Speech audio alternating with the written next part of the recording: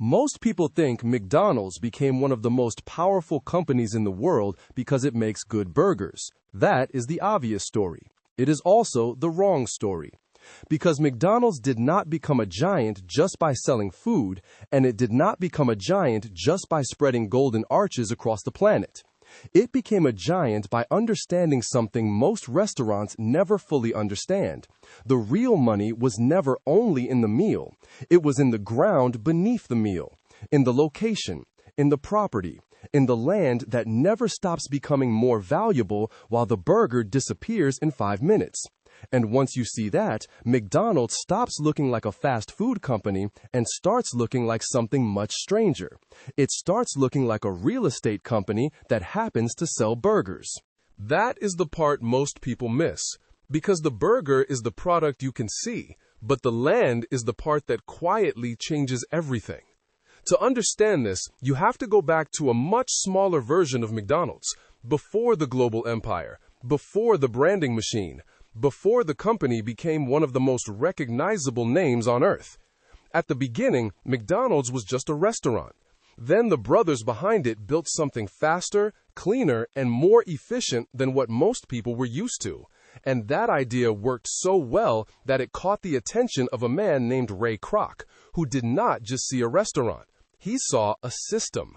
That is another thing people get wrong. Ray Kroc did not just see fries and milkshakes.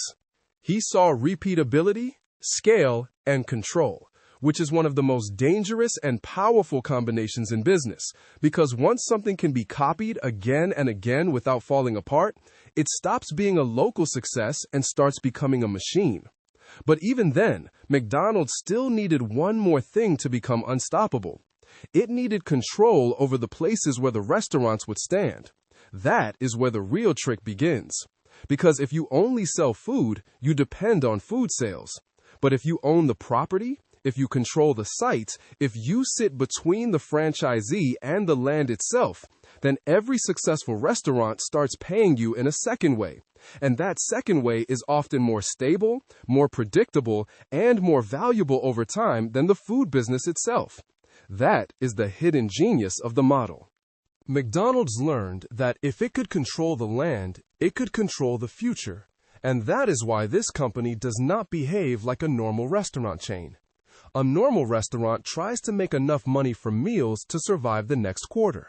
McDonald's built a system where the restaurant is just the visible piece of a much larger business structure.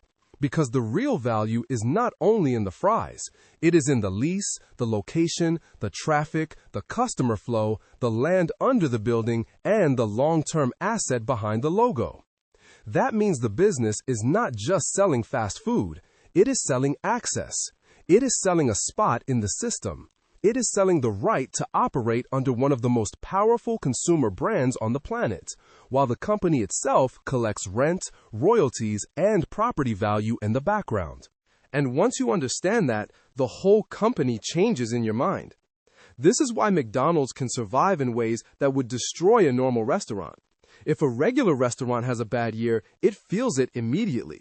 If McDonald's has a bad year, the company still has one of the most valuable real estate networks in the world sitting underneath it. That is a huge difference.